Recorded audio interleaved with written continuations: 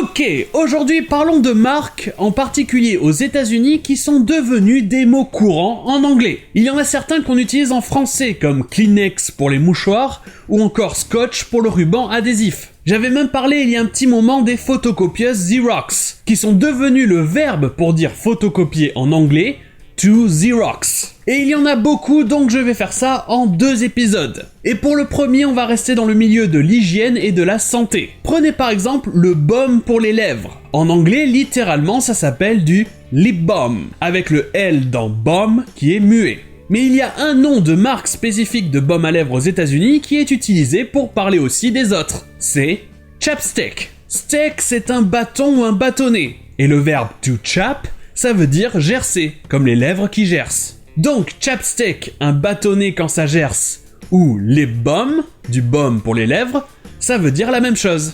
C'est juste que chapstick, c'est une marque à la base. No. Oh, will you do me a favor then? What? Can you bring me my chapstick? No, Napoleon.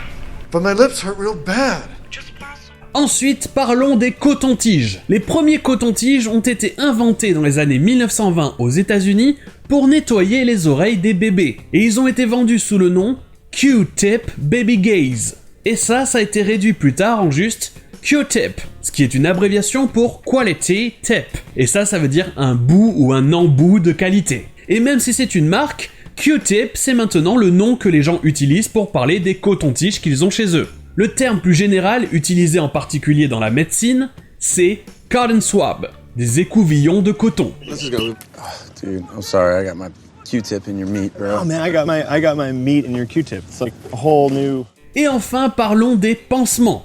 En anglais, ça se dit bandage, mais ça, c'est juste un bout de tissu qu'on enroule autour d'une blessure. L'idée d'assembler du coton avec du ruban adhésif pour faire les petits pansements que l'on connaît aujourd'hui, ça, c'est arrivé seulement avec la marque Band-Aid. Et ça, c'est maintenant le nom général pour parler de ce type de pansement. Oh no, listen, this is silly. Let me help you.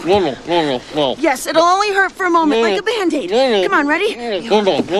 Et Band-Aid est même devenu un mot pour parler d'une solution temporaire. Quelque chose qui couvre un problème mais n'en soigne pas la cause. Comme un pansement. Et là, pour le coup, vous ne trouverez pas ce mot avec une majuscule, parce que ce n'est plus une marque, mais une expression courante. Diplomacy? Holding action, Nick. Band-Aid. Et voilà pour cette première partie, et pour la suite, je vous dis à demain.